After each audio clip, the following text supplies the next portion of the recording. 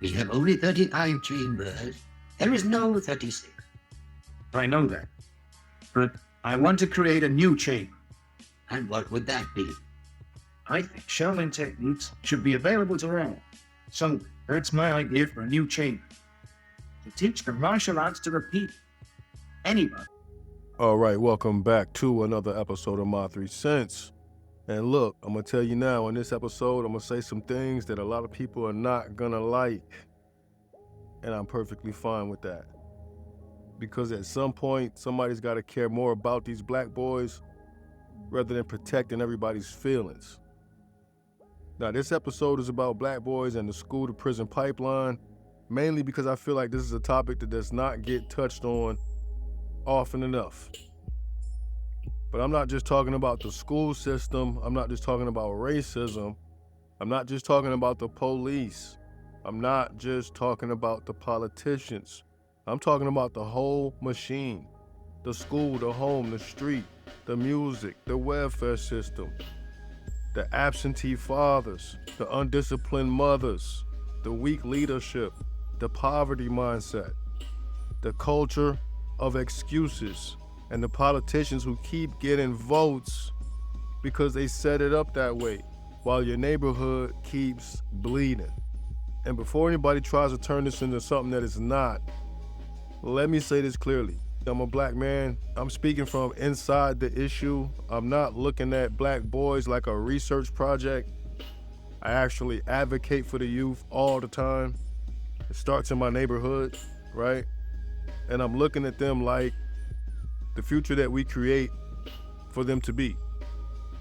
And right now, the future is in trouble if we're leaving it up to them to become what's next. Now, as far as the pipeline, the school-to-prison pipeline doesn't start when a black boy catches a charge, right? And I'm gonna refer to them as black boys this entire episode because even though I don't agree with the term black as a descriptor of melanated people in this country, as a default descriptor, I do also understand that in the media and in most of the world, this is how they refer to black boys, not melanated young men, not anything else, not anything related to their actual culture, anything like that, right? We're still using that term black. So I'm doing that purposely throughout this episode. It's not a term that I often use. Now, like I said, the school to prison pipeline doesn't start when the black boy catches his first charge, right? It starts earlier than that. It starts when he is in school and already being treated like a threat. Now, I experienced this myself, and it's different when you're a black boy and you have these teachers that are mostly white women. Now, I'm not speaking against white women teachers, but what I'm saying is that that's the largest gap you can have between two people, a young black boy and an older white woman. And that's a lot of times where the problem starts, because his normal boy behavior as a black boy gets criminalized in school. And this starts when discipline turns into suspension turns into falling behind, right? Falling behind turns into anger, because now you want to lash out. You already behind. I've experienced all this as a kid. Anger turns into a street identity, turns into your personality. You get known for being the kid that'll pop off.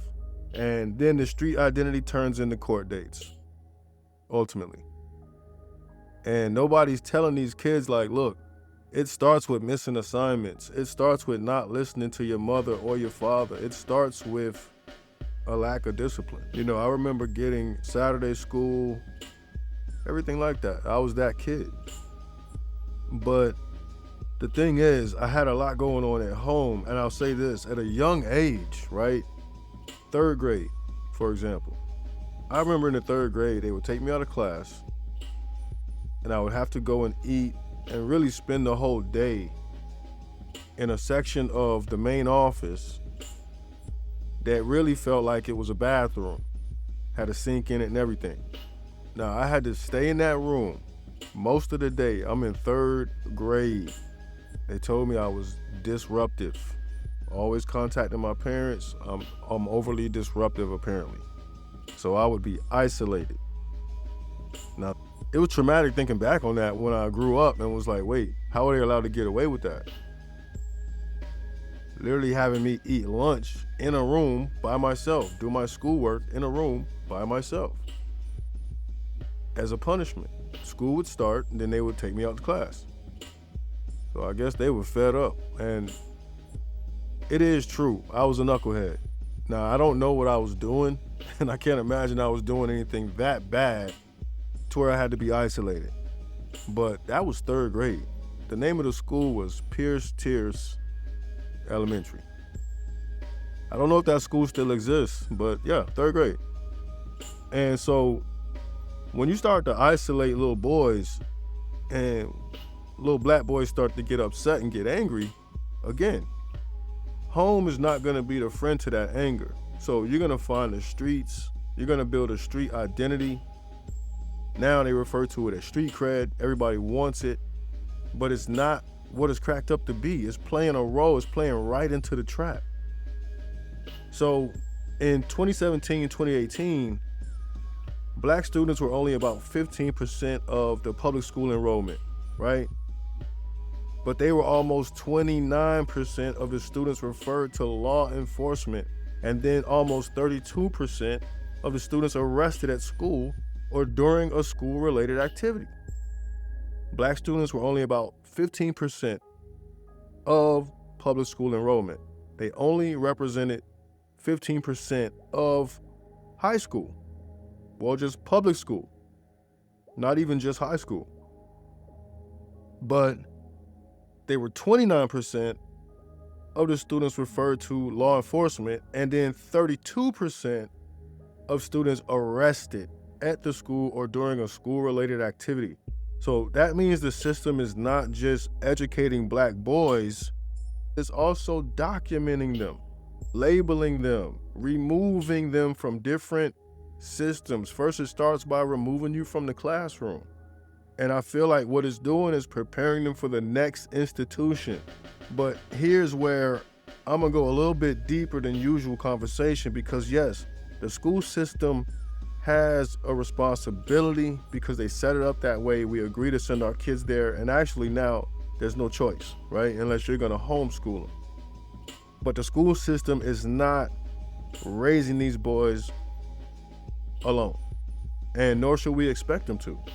Now, first and foremost, the household has to be confronted after we get done talking about the school. We have to talk about the house. And I know that that's going to be something that makes a lot of people uncomfortable because this is where it gets personal. But comfort is not saving black boys. Nearly half the black children live with one parent in 2023. I'm also a single parent. This is a single parent household. I'm not married. So nearly half of the black children have one parent, okay? We start there. So we can't talk about black boys honestly without talking about what is happening inside the single parent household. And I'm gonna say this directly. Single mothers are not automatically victims beyond criticism. And I hate that we have to tiptoe around that way too often, but we have to deal with the results publicly all the time, right? Even down to our laws. We go to the store, things are locked up. We can't even access goods because there's a portion of society that's basically, they were raised like wolves, just allowed to do what they want, traveling in packs, causing enough chaos to actually alter the systems. When what I try to teach people is how to cause enough organized chaos to alter the system. What does that mean? Organize your chaos, right? Educate yourself, arm yourself with knowledge. This is how you go at the system. If we can understand that our negativity affects the system very easily and puts us more in a chokehold as a group, then we should be able to understand that some positive activity will also affect the system very easily and give us a little more freedom. This is what I feel like we're missing as a community. This is what our culture is lacking, the ability to get together. So the single mothers have the most access to the children. And I gotta say again, they cannot automatically be beyond criticism, right? These are adults. These are people that said, I wanna have sex, I wanna have kids. They are parents. And if a mother has the most access to the children, if that's what the numbers are telling us, then she has the most daily influence over that child's discipline, values, attitude, education, peer group, emotional control, and respect for authority, because she's the foundation, she's the line drawn. That's a heavy responsibility when you're being a parent. Being a parent is not to be taken lightly. It's not cute to have a baby. And no, that does not mean that fathers get a pass. There are fathers that choose to be absent, and there are fathers that are made to be absent. What does that mean? You have the absentee father, and then you have the father denied his rights. You have the father denied his visitation, or it be made so extremely hard that it starts to tear his life apart to continue to fight for his own rights. And this is something a lot of women don't understand when they see men have to give up. The child grows up thinking the father gave up on them, when it was really a choice between livelihood and sanity, right? Fathers have to choose sanity and livelihood over dysfunction at some point. You can only do so much, and I know that's hard to hear for a lot of you that had fathers that weren't there. I myself was in that situation where I was not able to be there for my oldest daughter. The biggest dream in my life is for her to pop up, call me, something. Because I've always been there for her. Not just financially, which I'm sure she got lied to about that, but just as her dad, we had so many memories. She was with me all the time, and it was crazy that as she got older, she couldn't remember them because she kept getting pulled away from me every time we started rebonding. That was a lot for me, and I don't think women take into account that men actually have hearts too. You know, we have to actually be sound within so we can be men. If you're taking away from us our own essence by destroying what we helped build purposely, we got to make a choice. We can't stay there and degrade as a human. How can we be a man if we're just sitting there taking the abuse in the name of a perfect vision? Because the perfect vision is that we don't have to deal with the person that we don't see eye to eye with, but we still get to be a part of our child's life. That's the perfect vision.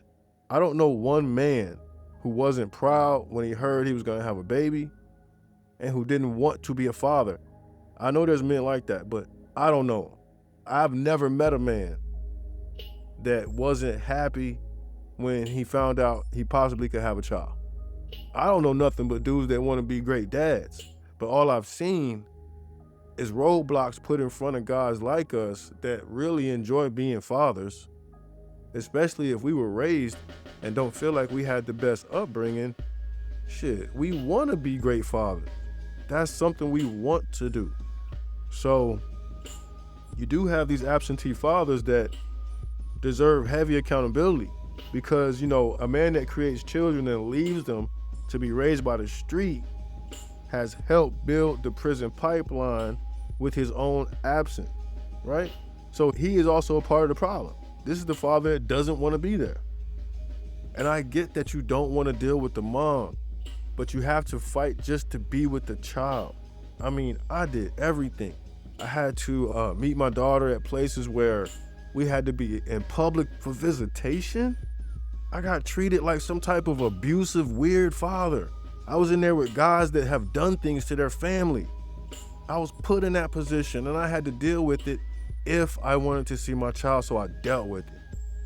Even the ladies in there, they're like, what are you doing here? By the end of the months and the time going by, these ladies seeing me twice a week or however, whatever schedule it was, I had to come from an hour away to fulfill that schedule.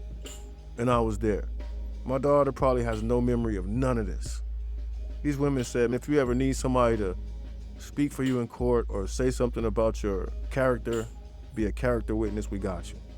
I never used them for anything, but it's just the point of some people see your heart and your intention.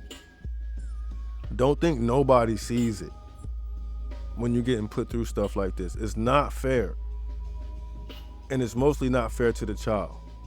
You know, I was a black boy that went through the toughest parts of being a black boy. I survived gangs, abuse, I've been to jail, a lot of things. My son was actually murdered, my baby boy. So I'm not even supposed to be a participant anymore. I'm supposed to be too beat down for this, right? Left on the side of the road. We knew that since he was a kid, getting kicked out of class. Yo, true story, I got suspended from kindergarten, the very first grade. I got suspended from kindergarten. Now, it's a funny story to my family, but damn, kindergarten, suspended, sent home, calling the teacher fat. True story. So you never know what people going through at home when they're lashing out. Because honestly, I did used to have this attitude that adults couldn't tell me nothing, especially you wasn't my family, you wasn't my parents. Like, I was that kid as well, right? I talked a lot, and I had to back it up. I was also a fighter. But here we are today, a whole nother level and evolution of self, practicing self-mastery, working on myself, put in a position to raise my youngest daughter since she was 1 year old. So I immediately started altering myself, my life, immediately. And here we are, 15 years later, right? So I'm an advocate for black boys that go through it. You haven't been through nothing I haven't been through. I'm really out here showing people you can actually be better. And I think that a big part of this is accountability. It's holding everybody accountable within these cycles that have something to do with any of this, right? We can't keep pretending that staying in the house automatically means that the child is being raised properly. No, presence is not the same thing as parenting. Feeding a child is not the same as forming a child. You gotta think about that. Loving a child is not the same as disciplining a child. And then discipline itself also has to be learned how to do that. You're not trying to damage them, you're trying to help them. Defending a child is not the same as developing a child. And too many black boys are being defended after they do the wrong thing, but not developed before they go wrong. Every time we see on the news when something has happened, we see the mother or the family come on and say, well, he's such a good boy. They did something to him and this is what he did. I actually just saw a situation where I guess a female rejected a boy. So he slammed her and stomped her head. This is literally in the media right now. And this is a prime example because when they interviewed his mother, she actually said the girl bullied him before and was very mean to him in class. And it was just a point that this is a woman, and she had excuses for why her son picked this girl up and literally slammed her on the ground and then stomped her head. That's crazy. So don't get me wrong, some mothers are doing heroic work. Some mothers are saints for real. I hold my mother in high regard. Great person. If she wasn't my mother, she's a great person. It doesn't matter. Beautiful spirit, not just saying that because she's my mom. She's just one of those type of people. Grateful that I have a mother like her, honestly. I've had aunts in my life that have also played the mothering role for me. Because again, I told you my background, so I was a kid that got moved around a lot. I had to live with a lot of different family members. I was all over the place, trying to find myself, trying to find guidance in the chaos. I know what it feels like to give up on yourself, feel suicidal, feel like you're no good to anybody, and all you can do is destruction because it's doing something. And not only that, it gets reaction. I went into martial arts when I got older. I did a lot of things purposely to retrain my mind around my attributes. I'm strong, I'm smart, I'm this, I'm that. Okay, let's reformulate, let's recalculate this, man. You got more to live for now. You're not living for yourself anymore. When I had the opportunity to raise my daughter, I jumped on that. I'm like, yo, okay, what do I gotta do? I did everything. You saw me with the baby bags, the food, like I was on it, everything. I started reading parenting books. I said, okay, I got this. Because what I'm not gonna do is let my kid down. That's what I'm not gonna do. You never gonna look back at me and be like, oh, my dad didn't give a damn, he didn't do this, he didn't do that. Nah, that'll never be said, ever.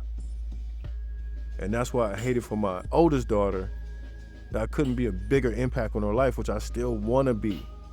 And the crazy thing is, yeah, she's above the age, she's off the child support, all that kind of stuff. And it's crazy because it's like when the money's gone, there's nothing, no communication, no nothing, right? So my dream is for my daughter to just reach out to me and be like, hey, Dad, shit, I need something. I'll give it to her, I'll find it, I got you. Got that girl's name tatted on my arm a week before she was born. That's how excited I was. The same night I got that tattoo, I got a tattoo on my right arm, on my forearm, of a headstone for my son because I couldn't afford one when he passed. So that same night I was getting tatted for my son that passed, and on my left arm I got tatted for my daughter that was about to be born. I mean, but for me it's a regular part of my life. It's always been like this, the dramatic ups and downs. Now I find myself owning a tech startup. I'm an inventor. I created something for video games. I have investors. I have partners. I have relationships. And I want every black boy or man to understand your only limitation is you. I do episodes like this to just help people see what they're up against and help other people understand there's not a black man or boy, that this is what's going on around you. And this is how you probably affect it. So like I said, there are a lot of mothers that do heroic work as a single parent. I'm talking about carrying impossible loads, raising strong young men with almost no help. But here's the thing. These are ones that understood to get men involved in their child's life that were in their life. See, you can find an uncle, your father, your grandfather, somebody that's a positive male influence to be around that boy. You have to go out of your way to do that. If you're a single mother, give the boy what he's gonna be missing.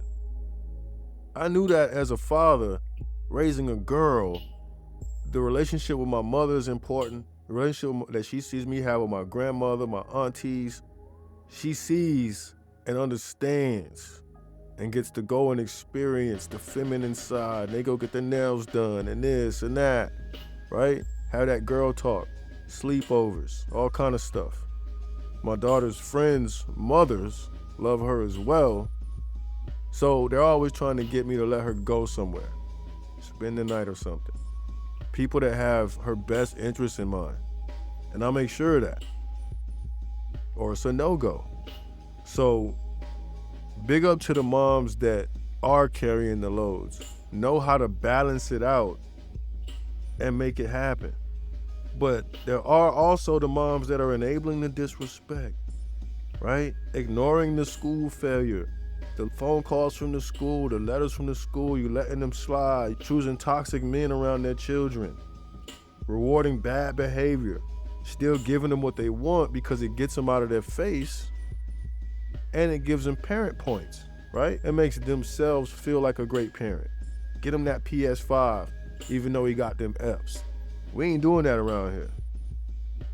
And another thing I just said that I want to revisit is just choosing toxic men around the children, because something I understood was that I got to be very careful now of who I date and who I bring around. Matter of fact, I don't even want you coming around my daughter if you're not all the way on point and feel like real potential.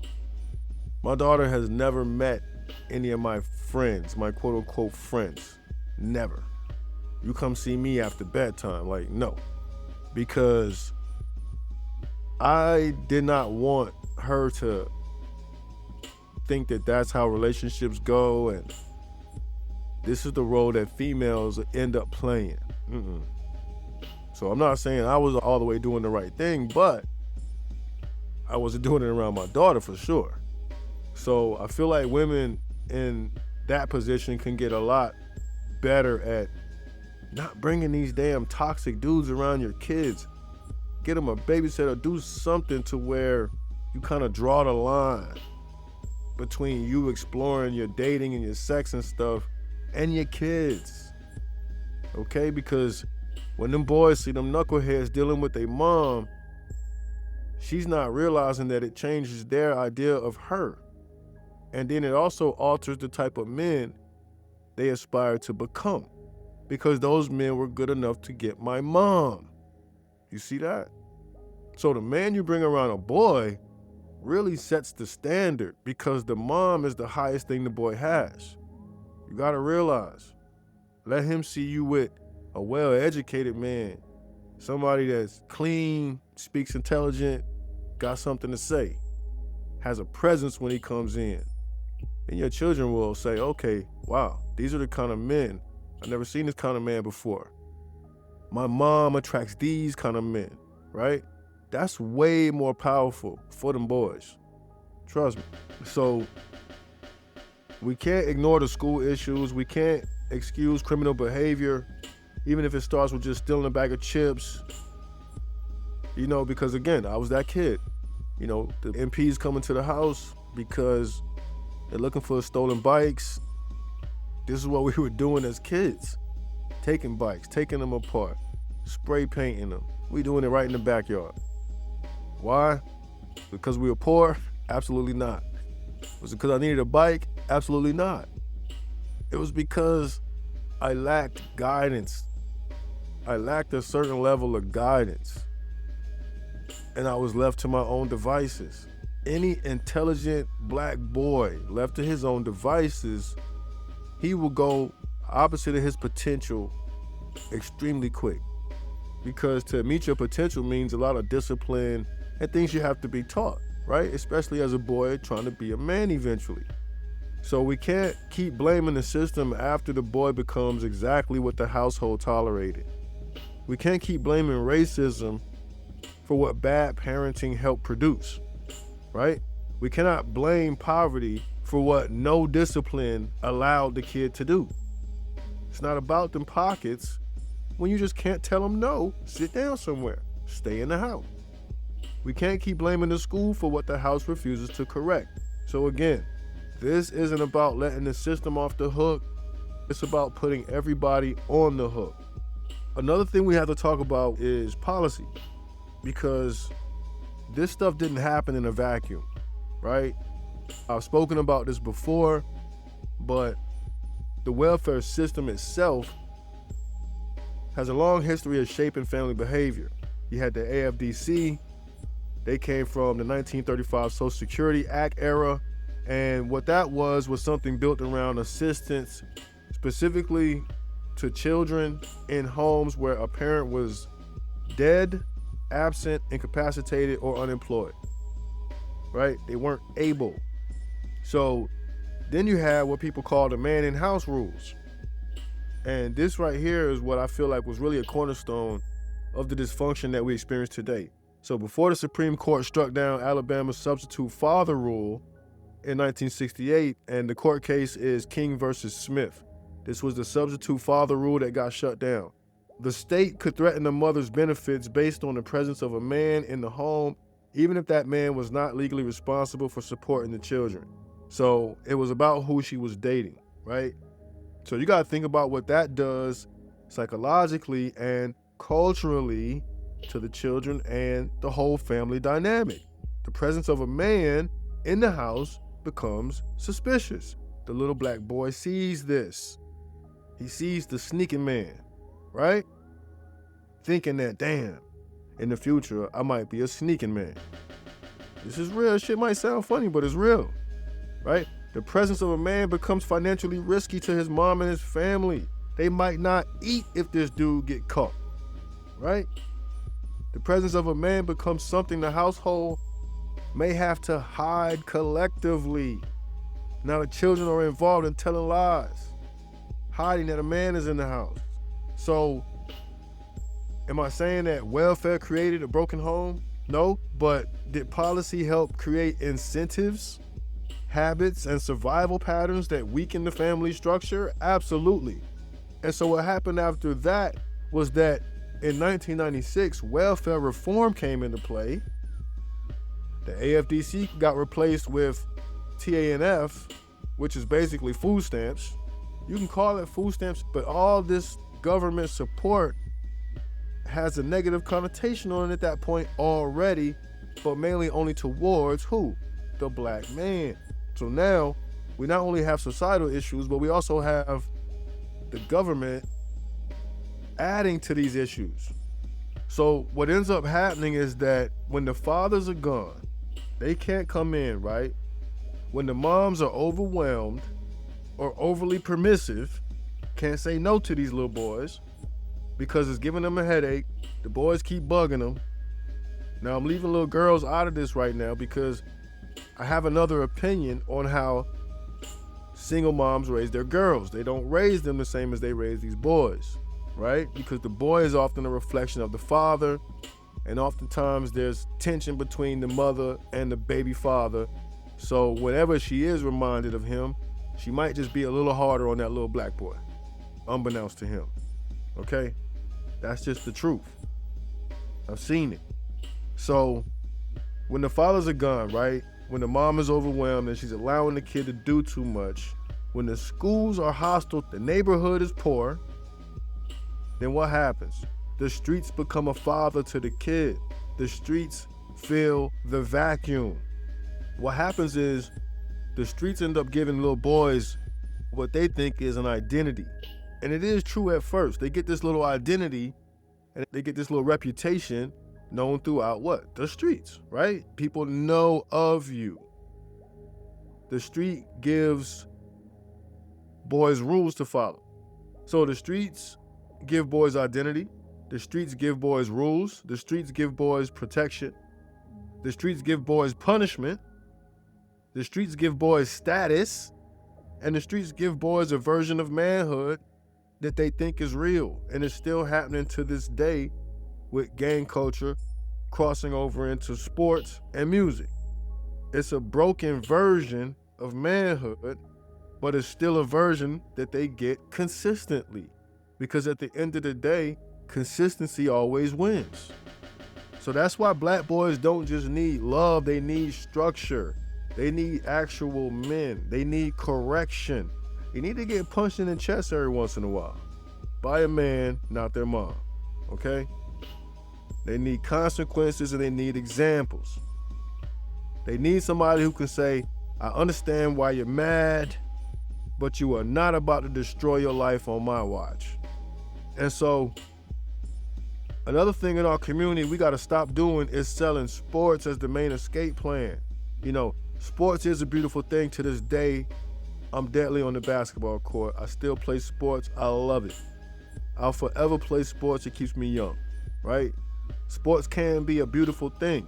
It can save some of the boys by giving them a structure, by giving them something to do that was constructive, benefited their bodies and their minds, right? It was exercise, it was camaraderie. It can teach discipline, teamwork, and commitment, right? But sports are not enough.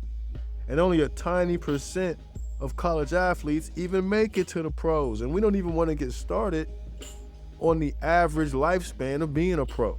It's very short. So the odds are brutal, but in too many neighborhoods, we still keep selling the black boys the fantasy that the ball is the way out. Meanwhile, nobody is teaching them ownership. Nobody is teaching them patents. Nobody is teaching them trades. Nobody is teaching them coding. Nobody is teaching them how to read contracts. Nobody's teaching them how to build credit. Nobody's teaching them how to start a damn business. Nobody is teaching them how to be husbands and fathers. So the boy learns how to run a route, but not how to run a company, right? He learns how to chase a scholarship, but not how to build leverage in his life. He learns how to perform for the scouts, but not how to end up owning his own talent. So we got to be honest about this whole sports game and lay it out to these boys as an opportunity, but not a fix-all. And another thing we got to talk about is music, and I'm trying to really just get through my thoughts because I don't want to overextend this episode. It's already a long one, but it's a good one, and I know you're getting something from it. Now let's talk about rap. And I already know somebody's going to say, well, rap doesn't cause crime. That's not the point. The point is that destructive rap reinforces a mindset that already has our boys trapped, right? Hip-hop itself is not the enemy. Hip-hop is a genius mind state. Hip-hop is creativity in motion. It comes from pain, survival, storytellings, to a rhythm, resistance, fighting the system, building together. But the corporate version of rap, you see, that's what gets pushed the hardest to poor black boys. It's not liberation music, it's programming. It teaches paranoia. It teaches disrespect. It teaches drug culture. They scared of each other. It teaches material worship. It teaches emotional numbness. No accountability. It teaches that prison is normal. You know how many rap videos we grew up with in the 90s that people were behind bars rapping? That's the visuals they gave us. It teaches that death is expected, so don't be surprised when it comes looking for you. It teaches that women are disposable, and we all fell for that. It teaches that other black men are your enemy. So then we like to act surprised and shocked when the children repeat the script that we let them have. I don't understand it. We got to be honest about this. Black dysfunction became profitable. Record labels make money from it. Streaming platforms make money from it. Social media makes money from it. Clothing brands make money from it. What do rappers do? Create liquor brands that make money from it. Private prisons, which is another thing I've spoken about before, makes money on the aftermath. So who makes money last? The funeral homes. Lawyers make money from the aftermath as well. So everybody gets paid, but the mother is crying over the casket. Everybody gets paid, but the child is growing up without his father. Everybody gets paid except the boy who thought the lyrics were a lifestyle manual. That's why I call it a poverty mindset. The poverty mindset is not just being broke, it's thinking in the short term. It's worshiping fast money. It is rejecting education and effort. It is confusing violence with respect, attention with value. It's confusing designer clothes with success and jewelry with making it. It's confusing baby making with being a man. It's confusing survival with identity. And I know this might get a little political, but this is real. We got to talk about these cities. And these are mostly liberal places. I got to bring that up. I don't care about either side in that way, but what I'm saying is that it's obvious what's going on, and I'm going to speak to what's obvious and what's having the most effect on our people, okay? A lot of the cities where the black population is concentrated have been under Democratic leadership for years and years. Now, 67 of the 100 largest cities have Democratic mayors, okay? So here's my question. What has that loyalty produced? What has your loyalty to that party produced for your environment and for your life? And I'm not saying that the other side, the Republicans, have the answers, because they do not. I don't think either side alone has the answers. See, that's the riddle. I'm not saying conservatives have always cared about black boys either, because they have not. But what I am saying is that black voters need to stop handing out loyalty without results. This also goes into religion, but I'm not going to touch it. Not right now. If the schools are failing, if the streets are dangerous, if the boys are lost, if the fathers are absent, if the mothers are overwhelmed, and the same leaders keep getting elected, then we have to ask, are they solving the crisis or are they managing the crisis? There's a big difference. National violent crime went down in 2024, right? Murder went down nationally because it was up. That's a good thing. But that does not erase the fact that many black neighborhoods still experience violence like a normal part of life every single day. And if you've never lived in a hood, spent time in the hood, I'm not talking about these safe areas that y'all call the hood for clout. I mean areas where you have to be hyper vigilant or you might die today. Those are real hoods. You got these neighborhoods that experience this violence every day. The kids have to walk to and from school. National averages do not comfort a mother whose son doesn't come home from school that day. She don't care about, oh, the crime dropped. No, we need bigger results. So at the end of the day, it's like, who is responsible, right? Because I've talked about the fathers, the mothers, the politicians. My answer is everybody. Fathers who leave are responsible. Mothers who enable, schools that criminalize, politicians who exploit, rappers who glorify destruction, record labels that promote poison, churches that got quiet, men who made it out and never came back are responsible. Keep on playing sports, buddy. Communities that normalize degeneracy are also responsible. And yes, the boys themselves eventually become responsible too. That's the problem. But the tragedy isn't that we often wait until the boy is old enough to punish before we admit that the adult failed to form him properly. That's backwards. We excuse the adults and then punish the child. We ignore the signs and then mourn the outcome. We let it happen. We tolerate the behavior. And then we act surprised with the consequences. That's weird. We call them grown when it's time to sentence them, but we call them just a child when it's time to discipline. Think about that. The contradiction is literally killing us. Our community dropping like flies right now. Black boys need a brand new pipeline, and it's not the school to prison, it's the school to purpose pipeline. School to ownership, school to trades, school to invention, school to fatherhood, school to emotional control, school to entrepreneurship, school to leadership, and even before school, home. That's gonna require a cultural reset, something that we gotta be willing to do collectively. We have to stop confusing love with permissiveness. Fathers have to stop acting like child support is fatherhood. It's not. You have to do both. You gotta pay and you gotta fight to see your child. Women, stop making men have to fight to see their kid. Why are you so petty?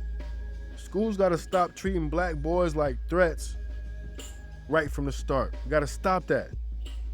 Men have to stop waiting for permission to mentor. Remember when we used to say, it takes a village? You would see a kid doing something in public and you would just say something to him as a man, or a man would say something to you when you were a child. He didn't wait for permission to mentor, right? This is how I talk to the kids in my neighborhood or kids I pass by. I don't know them. But if I see him acting a fool or doing something detrimental, I'm gonna say something. I'm an adult. Coaches have a lot of access to these kids too. They gotta start teaching these kids something beyond the game of the sport that they playing. Have them on that field 4 or 5 days a week and then have them in a classroom somewhere, also making sure they're becoming stable men, capable men. These rappers gotta also be confronted when they're selling the poison to the kids. When the kids start acting out the music, we know it's a problem, okay? We don't have to guess and think about it. Politicians have to start being measured by outcomes, not slogans, right? We can't keep having this blind loyalty.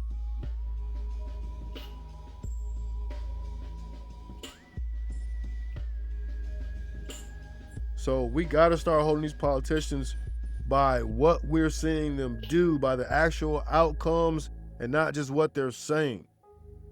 And the black communities themselves got to stop protecting dysfunction. Just because criticism makes us uncomfortable doesn't mean we can just let stuff happen, keep making excuses for what our kids are doing instead of owning up that we're possibly not doing enough. Does that make sense? Because the truth is, black boys themselves are not the problem. We do see on the news, they're robbing, stealing cars, being degenerate, don't care, got guns, everything under the sun. But the crazy thing is that they're not the problem. They're actually the assignment.